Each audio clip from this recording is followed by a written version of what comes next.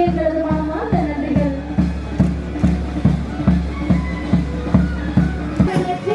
பயிற்சி பெண் காவலர் எண் 56 நேதா அவர்களும்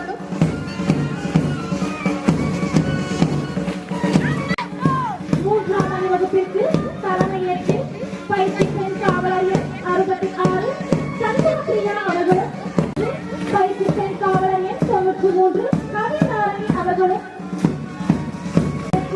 வழிநடத்தி வருகின்றனர்.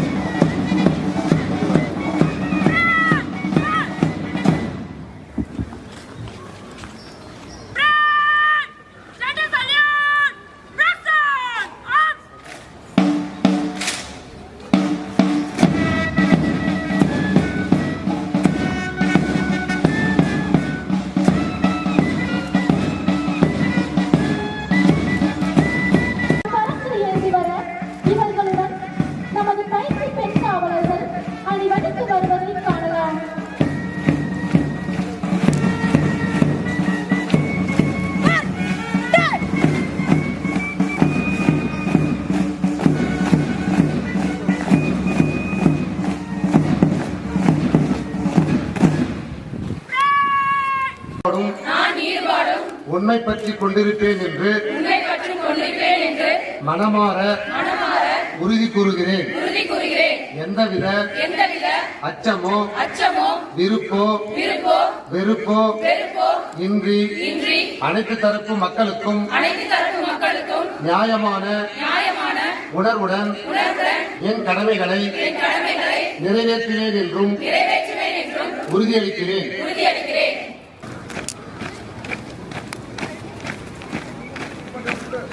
அனைத்து தேர்வுகளிலும் முதல் 3 இடங்களை பெற்றவர்களில் இந்த பயிற்சி பள்ளி வந்து ரொம்ப ஒரு பாரம்பரியமான பயிற்சி பள்ளி. அவர் ஏற்கனவே நம்மளுடைய துணை முதல்வர் பேசும்பொழுது உங்களுக்கு சொல்லியிருப்பாருடைய வரலாறு எப்போ ஆரம்பிச்சது, எப்போ இங்கே வந்ததுன்னு சொல்லிட்டு. நானுமே இங்கே 2010, 2011 இந்த மாவட்டத்தோட காவல் கண்காணிப்பாளராக வேலை பார்த்துருக்கேன். ஸோ அப்போ இந்த பயிற்சி பள்ளியை உள்ள ஃபுல்லாக உங்களுடைய பயிற்சி பள்ளியை நானும் ஒரு முறை சுற்றி பார்த்து ரொம்ப வியந்து போனேன். ஏன்னா கிட்டத்தட்ட 100 ஆண்டுகளுக்கு மேலாக இவ்வளோ ஒரு சிறப்பான ஒரு இடத்தோட ஒரு பயிற்சி நடக்குதுன்னா அது ரொம்ப பாரம்பரியமான பயிற்சி பள்ளினா இந்த வேலூர் பயிற்சி பள்ளி தான். இதில் பெண் காவலர்கள் கிட்டத்தட்ட இன்றைக்கி 182 பேர் இன்றைக்கி நீங்கள் பயிற்சி முடித்து நீங்கள் வந்து எல்லாம் மாவட்டங்களுக்கு ஆயுதப்படைக்கு இங்கேருந்து நாமினேட் ஆகி போடுங்க. பல பேர் இங்கே நிறைய பரிசு வாங்கியிருக்கீங்க. அவர்களுக்கு என்னுடைய வாழ்த்துக்கள். அதுபோல் உங்களுடைய ரொம்ப மிடுக்கான இந்த கவாத்தை பார்த்து உண்மையிலே ரொம்ப சந்தோஷமாக இருக்குது. ஏன்னா நிறைய இடத்துல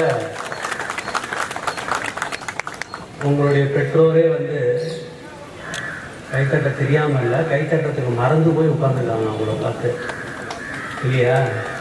யூஸ்வலாக நம்ம வந்து பேஸ் லைன்லேருந்து அட்வான்ஸ் ஆகி வரும் பொழுதும் மறுபடியும் ஒரு ரவுண்ட் வந்து நிற்கும் பொழுதும் வழக்கமாக எல்லாருக்கும் ஒரு பெரிய கிளாஸ் கிடைக்கும் இல்லையா. ரொம்ப பர்ஃபெக்டாக ஆட்டினாங்க வந்து. அண்டு உண்மையிலே ட்ரில் இன்ஸ்ட்ரக்டர்ஸை நான் ரொம்ப பாராட்டணும். ரொம்ப திறமையாக பயிற்சி கொடுத்துருக்கீங்க. உங்கள் பெற்றோர்களுக்கு இதை முதல்ல பார்க்குறாங்க. அவங்க இதுக்கு முன்னாடி அவங்க இதெல்லாம் பார்த்ததில்லை. அதனால் எங்கே கை கட்டணுன்றது அவங்களுக்கு இன்னும் தெரியல. ஒன்று. ரெண்டாவது, வீட்டில் கரப்பாக படித்து பார்த்தாலே ஓடுற நமக்குள்ளே இங்கே ஒரு துப்பாக்கி வச்சுக்கிட்டு இவ்வளோ தைரியமாக இவ்வளோ மிடுக்காக நடக்குது அப்படின்னு பார்க்கும்போது அவங்களுக்கெல்லாம் உண்மையிலே ஒரு பெரிய ஆனந்தத்தில் மெய் மறந்து போய் நிற்கிறாங்க. காவல்துறையில் பெண்கள் கிட்டத்தட்ட வந்து 50 வருடங்களுக்கு மேலாகிவிட்டது. வெறும் 22 பேரோட ஆரம்பித்த இந்த பெண்கள் படை தமிழக காவல்துறையில் இன்றைக்கி 35,000க்கு மேலே பெண்கள் இருந்து பணி செய்கிறாங்க. கொண்டு வந்ததன் நோக்கம் பெண்கள் வந்து நம்ம நிறைய பேப்பரில் பார்க்குறோம். காவல்துறை எப்படி நடந்துக்கணும், எப்படி நடந்துக்கக்கூடாது அப்படின்றத நிறைய நம்ம பார்க்குறோம். காவல்துறையில் ஒரு கனிவு இருக்க வேண்டும், ஒரு சகோதரத்துவம் இருக்க வேண்டும். ஸ்டேஷனுக்கு தைரியமாக பொதுமக்கள் வந்து அவங்களுடைய குறைகளை கண்ணீர் விட்டு சொல்கிறதுக்கு அங்கே ஒரு உற்ற நண்பன் அவர்களுக்கு வேணும் என்ற எல்லா நோக்கத்தை வந்து மனசில் வச்சு நம்ம வந்து காவல்துறையில் அதிகளமாக இப்போ வந்து தமிழ்நாடு காவல்துறையில் குறிப்பாக பெண்களை வந்து பணியமர்த்திட்டு வர்றோம். அதன் வகையில் நீங்களும் பயிற்சி செஞ்சு இப்போ அடுத்து ஆயுதப்படைக்கு போவீங்க. அங்கேருந்து எல்லாமே அந்தந்த போலீஸ் ஸ்டேஷன் காவல் நிலையங்களுக்கு பணியமர்த்தப்படுவீர்கள். உங்களுக்குன்னு தமிழக அரசு பல சலுகைகளை சொல்லியிருக்கு. நவரத்ன சலுகைகள்லாம் நிறைய நம்ம தமிழக காவல்துறையில் அரசால் கொடுக்கப்பட்டிருக்கிறது. எந்த அளவுக்கு முன்னாடி மகப்பேரோடு துறையெல்லாம் முதல்ல ஆரம்பத்தில் ரொம்ப முதல்ல ஜாயின் பண்ணவங்கலாம் இங்கே இருக்கிறாங்க சீனியர்ஸ். அவங்கள கேட்டிங்கன்னா தெரியும் எத்தனை மாதம் முதல்ல அவங்களுக்கு இருந்தது, இப்போ எத்தனை மாதம் இருக்குது. அதே மாதிரி ஒரு சலுகையும் ரொம்ப எக்ஸ்டெண்ட் பண்ணியிருக்காங்க. பெண்களுக்கென்று தனி இடம் இருக்கணும், காவல் நிலையங்களில் கூட தனியாக இடம் இருக்கணுன்ற அளவுக்கு நிறைய விழிப்புணர்வோடு ஒரு ஜெண்டர் சென்சிடைசேஷனும் ஏற்படுத்தி தமிழக காவல்துறை வந்து சிறப்பாக செயல்பட்டு.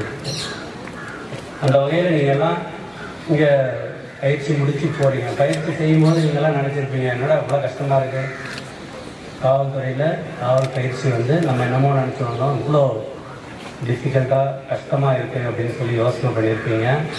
இந்த போலீஸ் என்டையர் உங்கள் சர்வீஸில் ஈஸியான பார்ட் எது? இந்த ட்ரைனிங் மட்டும்தான். சரியா? இந்த ட்ரைனிங் தான் உள்ளதுலேயே ஈஸியான பார்ட்.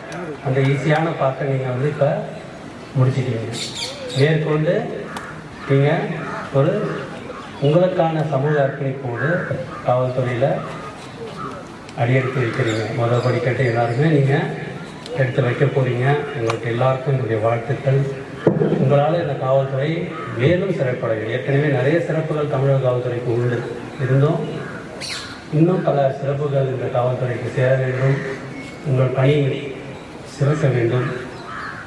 அதாவது நம்ம ஒரு காவலரால் என்ன கான்ட்ரிபியூட் பண்ண முடியும் ஒரு காவல் நிலையத்தில் அப்படின்னு மட்டும் என்றைக்கும் நினைக்காதீங்க. ஒரு ஆள் செய்யக்கூடிய ஒவ்வொன்றுத்துலேயும் ஒரு சிறு துளி வேறுவேறுலாம் சொல்லுவாங்களோ அந்த மாதிரி நீங்கள் ஒவ்வொருத்தரும் செய்யக்கூடிய சின்ன சின்ன நற்சேவைகள் இந்த காவல்துறைக்கு ஒரு பெரிய நல்ல பேரை எப்போவுமே வாங்கி கொடுக்கும். அதை மனசில் வைங்க. மாதிரியாக இல்லை. இப்போ நம்ம மற்றவங்கள கண்காணிக்கிறோம், குற்றம் நடக்கக்கூடாதுன்னு கண்காணிக்கிறோம். ஆனால் சமூகத்தோடைய பார்வையும் நம்ம மேலே ரொம்ப இருக்குது அப்படின்ற ஒரு கவனமும் நம்மகிட்ட எப்போவுமே இருக்கும். அதனால் என்றைக்குமே நம்ம சிறப்பான பணி தான் செய்யணும், நல்லதே செய்யணும், நல்லதே நம்ம திங்க் பண்ணணும். அதே மாதிரி வெண்மையாக தான் நம்ம வந்து ஒவ்வொருத்தரும் காவல்துறைகிட்ட வர்றவங்ககிட்ட பேசணும் அப்படின்ற ஒரு போக்கோடு காவல்துறையில் கண்டிப்பாக கனிவான பேச்சு ரொம்ப ரொம்ப முக்கியம். இப்போ இருக்கக்கூடிய கால சூழ்நிலையில் நல்லபடியாக நம்மளுடைய லாங்குவேஜை மெயின்டைன் பண்ணுங்கள், நம்மளுடைய கான்டாக்டை நல்லா மெயின்டைன் பண்ணுங்கள். அதுதான் நமக்கு சிறப்பான பெயர் உங்களுக்கும் உங்களை சேர்ந்த காவல்துறைக்கும் என்றைக்கும் எடுத்துக் கொடுப்போம். உங்கள் பணி சிறப்பாக இருக்கும் என்ற நம்பிக்கையோடு உங்கள் அனைவருக்கும் வாழ்த்துக்களை தெரிவித்து விடைபெறுகிறேன். நன்றி, வணக்கம்.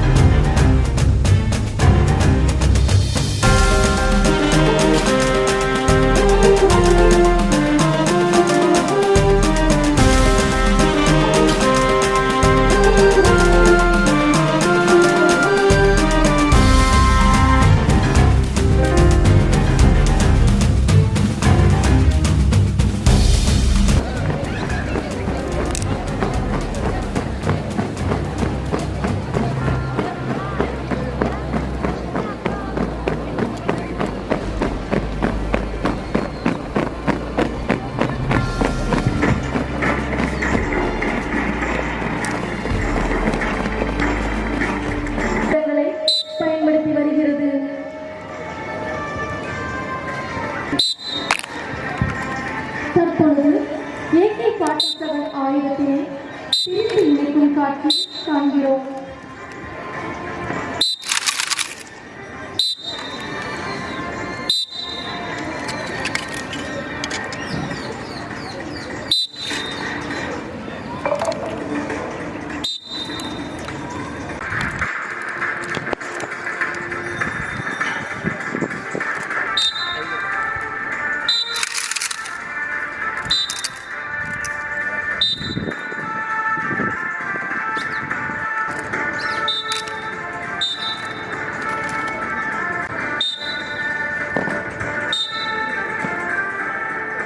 அடுத்த ஆயுதமான இன்சாப் தானியங்கி ஆயுதத்தில் திருப்பி இருக்கும் காட்சியை காண்கிறோம்.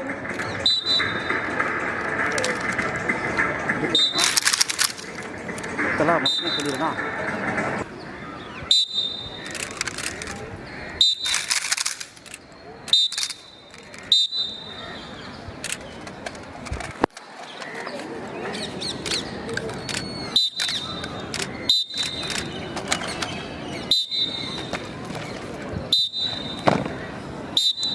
சிறப்பாக நம்ம